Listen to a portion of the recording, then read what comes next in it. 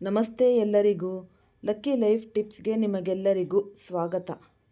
ಈ 2026 ಹೇಗಿರಲಿದೆ ನಿಮ್ಮ ಜೀವನದ ವಿವಿಧ ಕ್ಷೇತ್ರಗಳಲ್ಲಿ?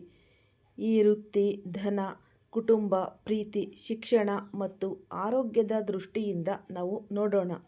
ಈ ವೃತ್ತಿ ಮತ್ತು ವ್ಯವಹಾರ ಮತ್ತು ನಿಮ್ಮ ವೃತ್ತಿ ಜೀವನಕ್ಕೆ ಪ್ರಮುಖ ಕಾಲವಾಗಿದೆ.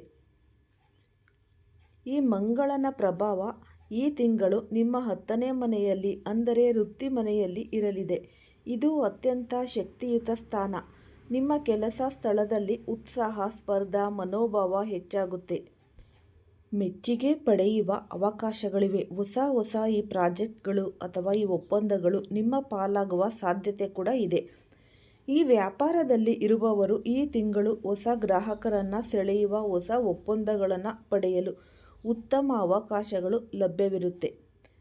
ಈ ಮಂಗಳನ ಶಕ್ತಿ ಇರುವುದರಿಂದ ಕೆಲವೊಮ್ಮೆ ತುರ್ತು ನಿರ್ಧಾರಗಳಿಂದ ನಿಮಗೆ ಸಣ್ಣ ತಪ್ಪುಗಳು ಆಗಬಹುದು. ಧೈರ್ಯದ ಜೊತೆಗೆ ವಿವೇಕವೂ ಬೇಕು. ಶಿಕ್ಷಣ ಮತ್ತು ಅಧ್ಯಯನ. ಶಿಕ್ಷಣ ಕ್ಷೇತ್ರದ ವಿದ್ಯಾರ್ಥಿಗಳಿಗೆ ತುಂಬಾ ಈ ಪ್ರಯೋಜನಕಾರಿ ಕಾಲ ಅಂತಲೇ ಅನ್ನಬಹುದು. ಈ ವಿಡಿಯೋ ಇನ್ನೂ ಹೆಚ್ಚಿನದಾಗಿ ಮಾಹಿತಿ ಗೊತ್ತಾಗಬೇಕು ಅಂದರೆ ಫಸ್ಟಿಂದ ಹಿಡಿದು ಕೊನೆ ತನಕ ಸ್ಕಿಪ್ ಮಾಡ್ದಲೇ ನೋಡಿದ್ರೆ ತುಂಬಾ ಉಪಯುಕ್ತವಾದ ಮಾಹಿತಿ ನಿಮಗೂ ಕೂಡ ಲಭಿಸುತ್ತೆ. ಈ ವಿಡಿಯೋ ಇಷ್ಟ ಆಗಿದ್ದಲ್ಲಿ ಪುಟ್ಟದೊಂದು ಲೈಕ್ ಕೊಡೋದನ್ನು ಮರಿಬೇಡಿ. ಕುಂಭರಾಶಿಯವರು ಯಾರೆಲ್ಲ ಇದ್ದೀರಾ ಅವರು ಹೆಚ್ಚಾಗಿ ಈ ವಿಡಿಯೋವನ್ನು ಶೇರ್ ಮಾಡಿ. ಓಂ ಶ್ರೀ ಶನೇಶ್ವರಾಯ ನಮಃ ಅಂತ ಕಮೆಂಟ್ ಬಾಕ್ಸ್ನಲ್ಲಿ ಕಮೆಂಟನ್ನು ಹಾಕಿ. ಇಲ್ಲ ಅಂದರೆ ನಿಮ್ಮ ಮನೆ ದೇವರು, ನಿಮ್ಮ ಕುಲದೇವರ ಹೆಸರನ್ನು ಕಮೆಂಟ್ ಬಾಕ್ಸ್ನಲ್ಲಿ ಹಾಕಿ. ಬುಧನ ಆಶೀರ್ವಾದದಿಂದ ನಿಮ್ಮ ಮನಸ್ಸು ಚುರುಕಾಗುತ್ತೆ.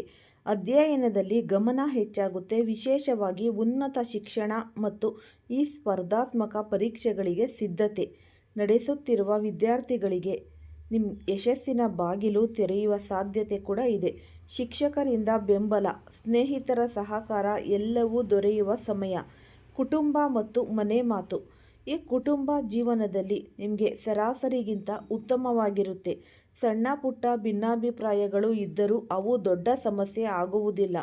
ಕುಟುಂಬ ಸದಸ್ಯರ ಮಧ್ಯೆ ಸ್ನೇಹಪೂರ್ಣ ವಾತಾವರಣ ಇರಲಿದೆ. ಹಳೆಯ ವಿಚಾರಗಳಲ್ಲಿ ಪರಿಹಾರ ದೊರೆತು ಮನಸ್ಸು ಹಗುರವಾಗಬಹುದು.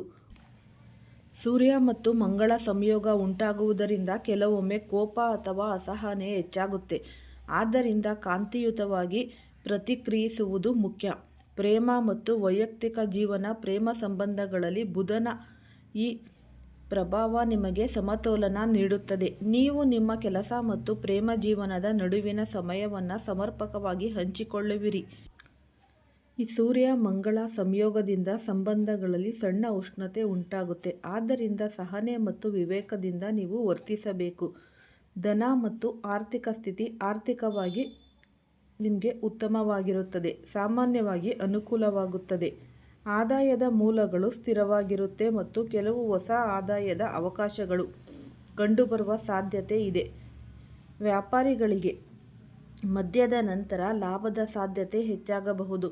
ಉಳಿತಾಯದ ದೃಷ್ಟಿಯಿಂದ ತಿಂಗಳು ಉತ್ತಮವಾಗಿದೆ. ಖರ್ಚುಗಳಿಗಿಂತ ಉಳಿತಾಯ ಹೆಚ್ಚಾಗುವ ಸಾಧ್ಯತೆ ಇದೆ. ಆದರೆ ಅತಿಯಾದ ಹೂಡಿಕೆ ಅಥವಾ ಹೊಸ ಸಾಲದ ನಿರ್ಧಾರಗಳಾಗಲಿ ಅದನ್ನು ತಾಳ್ಮೆಯಿಂದ ಯೋಚಿಸಿ ಕೈಗೊಳ್ಳಿ. ಆರೋಗ್ಯ ಮತ್ತು ಶಕ್ತಿ. ಆರೋಗ್ಯದ ದೃಷ್ಟಿಯಿಂದ ನಿಮಗೆ ಸ್ವಲ್ಪ ಮಿಶ್ರ ಫಲಿತಾಂಶ ಬರಬಹುದು.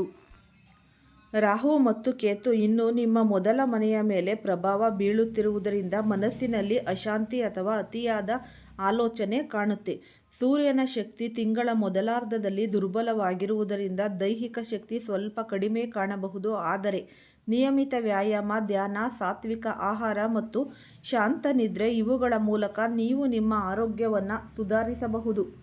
ಈ ತಿಂಗಳಲ್ಲಿ ಅಂದರೆ ಮಾಂಸ, ಮದ್ಯ ಮತ್ತು ಅನೈತಿಕ ಚಟುವಟಿಕೆಗಳನ್ನು ತಪ್ಪಿಸಿ. ಪ್ರತಿ ಮಂಗಳವಾರ ಹನುಮಾನ್ ದೇವರನ್ನು ಪೂಜಿಸಿ. ಹನುಮಾನ್ ಚಾಲೀಸ ಪಠಿಸಿ. ಇದು ನಿಮ್ಮ ಶಕ್ತಿ, ಧೈರ್ಯ ಮತ್ತು ಮನಃಶಾಂತಿಯನ್ನು ಹೆಚ್ಚಿಸುತ್ತೆ. ಸಮಾಪ್ತಿ ಅಂದರೆ ಒಟ್ಟಾರೆ ಕುಂಭರಾಶಿಯವರಿಗೆ ನಿಮ್ಮ ವೃತ್ತಿ ಮತ್ತು ಆರ್ಥಿಕ ಕ್ಷೇತ್ರದಲ್ಲಿ ಈ ಬೆಳವಣಿಗೆ ತರುವ ತಿಂಗಳು ಅಂತಲೇ ಹೇಳಬಹುದು 2026. ಪ್ರೀತಿ ಮತ್ತು ಕುಟುಂಬದಲ್ಲಿ ಸಮತೋಲನ ಕಾಯ್ದುಕೊಂಡರೆ ಎಲ್ಲವೂ ಸಕಾರಾತ್ಮಕ ದಿಕ್ಕಿನಲ್ಲಿ ಸಾಗುತ್ತದೆ. ಆರೋಗ್ಯದ ವಿಷಯದಲ್ಲಿ ಸ್ವಲ್ಪ ಎಚ್ಚರಿಕೆ ಅಗತ್ಯ. ಆದರೆ ನಂಬಿಕೆಯಿಂದ ಮುಂದೆ ಹೋಗಿ. ನಿಮ್ಮ ಶ್ರಮದಿಂದ ಯಶಸ್ಸನ್ನು ತಂದುಕೊಳ್ಳಬಹುದು. ಕುಂಭರಾಶಿಯವರೆಗೆ ಈ ಸಾಡೆ ನಡೀತಿದೆ ಹೌದು, ಆದರೆ ಇನ್ನೇನಾದರೂ ಈ 2ನೇ ಬಾರಿ ಏನಾದರೂ ನಡೀತಾ ಇದ್ದರೆ ಆ ಸಾಡೆ ನಿಮಗೇನು ತೊಂದರೆಯನ್ನು ಕೊಡುವುದಿಲ್ಲ. ಕಾರಣ ಏನಪ್ಪ ಅಂತ ಅಂದರೆ ಈ 1ನೇ ಬಾರಿ ಮತ್ತು 3ನೇ ಬಾರಿ ಮಾತ್ರವೇ ಶನಿಯು ಬಹಳ ಪೀಡೆಗಳನ್ನು ಕೊಂಡೊಯ್ಯತಕ್ಕಂಥದ್ದು. ಈ 2ನೇ ಬಾರಿ ಬಂದಾಗ ಅದನ್ನು ನೀವು ಈ ಒಂಬು ಶನಿ ಅಂತ ಕೂಡ ನಾವು ಕರಿತೀವಿ. ಈ ಒಂಬು ಶನಿಯು ಬಹಳ ಅಭಿವೃದ್ಧಿಯನ್ನು ತಂದುಕೊಡುತ್ತೆ, ಏಳಿಗೆಯನ್ನು ತಂದುಕೊಡುತ್ತೆ ಅಥವಾ ತಟಸ್ಥವಾಗಿ ಇದ್ದು ಬಿಡುತ್ತೆ. ಯಾವುದೇ ಫಲಾನುಫಲಗಳನ್ನು ಕೊಡುವುದಿಲ್ಲ. ಆದರೆ ಅಲ್ಲದೆ ನಿಮ್ಮದು ಕುಂಭರಾಶಿ ಬೇರೆ ರಾಶ್ಯಾಧಿಪತಿಯೇ ಶನಿ ಆಗಿರೋದ್ರಿಂದ ನಿಮಗೆ ಅಂತಹ ಪೀಡೆಯನ್ನು ಕೊಡೋದಕ್ಕೆ ಸಾಧ್ಯ ಆಗುವುದಿಲ್ಲ. ಅಷ್ಟು ಮಾತ್ರ ಅಲ್ಲದೆ ಅಷ್ಟಕ ವರ್ಗದಲ್ಲಿ ಏನಾದರೂ ಶನಿಯ ಸ್ಥಾನದ ಬಲವನ್ನು ನೋಡೋದಾದರೆ ಈ ಮಕರ, ಕುಂಭ, ಮೀನ ಈ ರಾಶಿಯಲ್ಲಿ ಸಂಚಾರ ಮಾಡಬೇಕಾದಾಗ ಅಷ್ಟಕ ವರ್ಗದ ಬಿಂದುಗಳು ಏನಾದರೂ ಈ 4 ಅಥವಾ ಅದಕ್ಕಿಂತ ಹೆಚ್ಚಿನ ಅಂಶಗಳನ್ನು ಹೊಂದಿದರೆ ಬಹಳ ಸಾಧಕವಾಗಿಯೇ ಕೆಲಸವನ್ನು ಮಾಡುತ್ತೆ. ಹಾಗಾಗಿ ಜನ್ಮ ಜಾತಕವನ್ನು ಒಂದು ಸಲ ನೀವು ಪರಿಶೀಲಿಸಿಕೊಳ್ಳಿ. ಜೊತೆಗೆ ಗೋಚಾರದ ಫಲ ಮತ್ತು ನಿಮ್ಮ ಜನ್ಮ ಜಾತಕದ ಫಲ ಎರಡನ್ನೂ ಸೇರಿಸಿದಾಗ ಮಾತ್ರವೇ ನಿಮಗೆ ವಿಶೇಷವಾದಂತಹ ಸಂಪೂರ್ಣವಾದ ಈ ಫಲಗಳನ್ನು ತಿಳಿದುಕೊಳ್ಳುವುದಕ್ಕೆ ಸಾಧ್ಯವಾಗುತ್ತೆ. ನಿಮಗೆ ಒಂದಷ್ಟು ಕೆಲಸ ಕಾರ್ಯಗಳಲ್ಲಿ ಯಶಸ್ಸು ಅನ್ನೋದು ಉಂಟಾಗುತ್ತೆ. ಸುಖ ದುಃಖಗಳು ಸಮಪಾಲಿನಲ್ಲಿ ಕೊಡ್ತಾ ಬರುತ್ತೆ.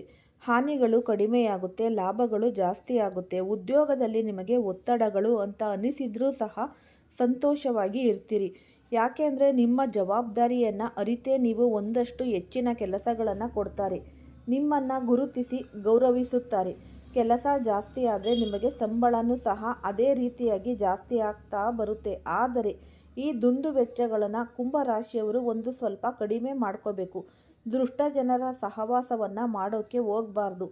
ಸ್ವಲ್ಪ ಗುಟ್ಟಾಗಿ ಜೀವನವನ್ನು ನಡೆಸಿ. ಭಗವಂತ ಕೊಟ್ಟಾಗ ಬಚ್ಚಿಟ್ಟುಕೊಂಡು ತಿನ್ನಬೇಕಂತೆ. ದೇವರು ಕೊಟ್ಟಿದ್ದಾನೆ ಅಂತ ನಾವು ತೋರಿಸ್ತಾ ಹೋದರೆ ಸುಮ್ಮನೆ ನಮಗೇನೆ ತೊಂದರೆಗಳು ಉಂಟಾಗುತ್ತೆ. ಯಾಕೆಂದರೆ ಎಲ್ಲರ ಕಣ್ಣು ಒಂದೇ ಥರ ಇರೋದೇ ಇಲ್ಲ ಅಲ್ವಾ? ಯಾರ ಕಣ್ಣು ಯಾವಾಗ ಬೇಕಾದರೂ ಬೀಳಬಹುದು. ಈ ದೃಷ್ಟಿ ದೋಷಗಳು ಉಂಟಾಗುವಂತಹ ಸಾಧ್ಯತೆಗಳು ಇವೆ. ಜಾಗ್ರತೆಯಾಗಿ ಇರಿ. ಅತ್ಯಧಿಕವಾದಂತಹ ಧನದ ಲಾಭಗಳು ಉಂಟಾಗ್ತಾ ಹೋಗುತ್ತೆ. ಒಂದು ಸ್ವಲ್ಪ ಮನೆಯಲ್ಲಿ ಶುಭ ಕಾರ್ಯಗಳು, ಶುಭ ಘಟನೆಗಳು ನಡೆಯುವುದು ಪ್ರಾರಂಭವಾಗುತ್ತೆ. ತುಂಬ ದಿವಸಗಳಿಂದ ಅಂದುಕೊಂಡಂತಹ ಕೆಲಸವನ್ನು, ಈ ಕಾರ್ಯ ಸಾಧನೆಯನ್ನು ಮಾಡಿಕೊಳ್ತೀರಾ. ಎಲ್ಲದರಲ್ಲೂ ಅನುಕೂಲತೆಗಳು ಬಹಳ ಹೆಚ್ಚಿಗೆ ಇದೆ. ಕುಂಭರಾಶಿಯವರಿಗೆ ನೀವೇನು ಯೋಚನೆ ಮಾಡುವಂತಹ ಅವಶ್ಯಕತೆ ಇಲ್ಲ. ಧೈರ್ಯವಾಗಿದ್ದು ಕೆಲಸ ಕಾರ್ಯಗಳಲ್ಲಿ ಮುಂದುವರಿಯಿರಿ. ವಿದ್ಯಾರ್ಥಿಗಳಿಗೆ ವಿದ್ಯಾರ್ಥಿಗಳಿಗೆ ಪ್ರಾಪ್ತಿ ಅನ್ನೋದು ತುಂಬ ಚೆನ್ನಾಗಿ ಆಗುತ್ತೆ. ಹೆಣ್ಣು ಮಕ್ಕಳಿಗೆ ಆರೋಗ್ಯ, ಸೌಖ್ಯ ಮತ್ತು ನೂತನ ಈ ವಸ್ತ್ರಾಭರಣ ಖರೀದಿಯ ಯೋಗ ಸಹ ಇದೆ. ಅದರಲ್ಲೂ ಕೂಡ ಈ ಹೆಣ್ಣು ಮಕ್ಕಳು ಏನಾದರೂ ಈ ಕಾಂಪಿಟೇಷನ್ ಅನ್ನೋದು ಎಕ್ಸಾಮೇ ಆಗಿರಲಿ, ಒಂದು ಗೌರ್ನಮೆಂಟ್ ಕೆಲಸಗಳೇ ಆಗಿರಲಿ, ಅವರು ಎಕ್ಸಾಮನ್ನು ಬರೆದು ಈ ರಿಸಲ್ಟ್ಗೋಸ್ಕರ ವೆಯ್ಟ್ ಮಾಡ್ತಾ ಇತ್ತು ಅಂತ ಅಂದರೆ ನಿಮಗೆ ಖಂಡಿತವಾಗಿಯೂ ಅತ್ಯುತ್ತಮವಾದಂತಹ ಫಲಿತಾಂಶ ನಿರೀಕ್ಷೆಯನ್ನು ನೀವು ಮಾಡಬಹುದು. ಯೋಗಗಳು ಬಹಳ ಚೆನ್ನಾಗಿವೆ. ಉದ್ಯೋಗದಲ್ಲಿ ಇರತಕ್ಕಂತಹವರಿಗೆ ಉದ್ಯೋಗದ ಪ್ರಗತಿ ಯೋಗ ಇದೆ. ನಿಂತು ಹೋದಂತಹ ಈ ಅನೇಕ ಕೆಲಸ ಕಾರ್ಯಗಳು ಸಹ ಪುನಃ ಸಫಲವಾಗಿ ನಿಮ್ಮ ಕೈ ಸೇರತಕ್ಕಂಥದ್ದು ಆಗುತ್ತೆ. ಮೇಲಾಧಿಕಾರಿಗಳು ನಿಮ್ಮನ್ನು ಪ್ರಶಂಸಿಸಿ, ಹಲವು ಮೇಲಾಧಿಕಾರಿಗಳು ನಿಮ್ಮ ಪ್ರಶಂಸೆಗೆ ಒಳಪಡಿಸಿ ಹಲವಾರು ವಿಧದ ಒಂದು ಜವಾಬ್ದಾರಿಗಳನ್ನು ನಿಮಗೆ ಕೊಡತಕ್ಕಂತಹ ಸಾಧ್ಯತೆಗಳು ಇದ್ದಾವೆ.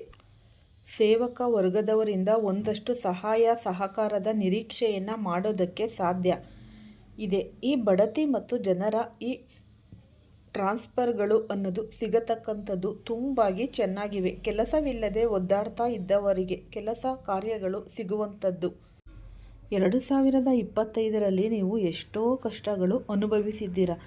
ಈ ಯಾವುದೇ ಕೆಲಸಕ್ಕೆ ಕೈ ಹಾಕಿದ್ರೂ ಆ ಕೆಲಸಗಳು ಅಲ್ಲೇ ನಿಂತು ಹೋಗಿವೆ.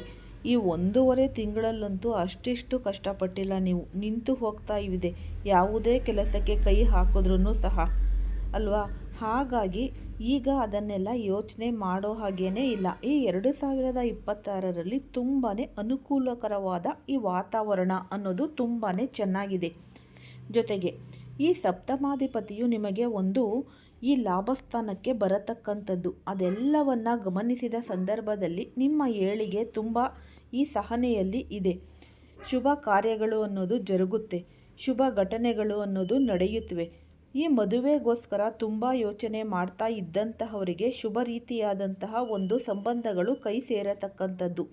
ಈ ಪ್ರಾಪಂಚಿಕ ಜೀವನದಲ್ಲಿ ಬಹಳ ಸುಖ ಭೋಗಗಳು ಉಂಟಾಗುತ್ತೆ. ಕಿರಿಕಿರಿಗಳಿಂದ ದೂರ ಆಗ್ತೀರಿ. ಸ್ವಲ್ಪ ಮಟ್ಟಕ್ಕೆ ನೆಮ್ಮದಿಯಾಗಿ ಇರೋದಕ್ಕೆ ಸಾಧ್ಯವಾಗುವಂತಹ ಜೀವನ ಈ ತಿಂಗಳಿನಲ್ಲಿ ಅಂದರೆ 2026ರಲ್ಲಿ ತುಂಬಾ ಚೆನ್ನಾಗಿದೆ.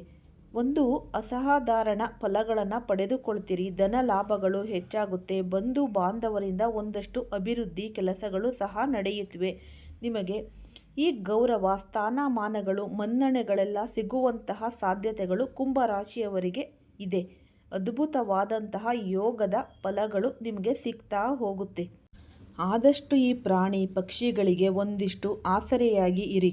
ಮುಂದಿನ ಪೀಳಿಗೆಗೆ ನೀವು ಚೆನ್ನಾಗಿ ಇರಬಹುದು.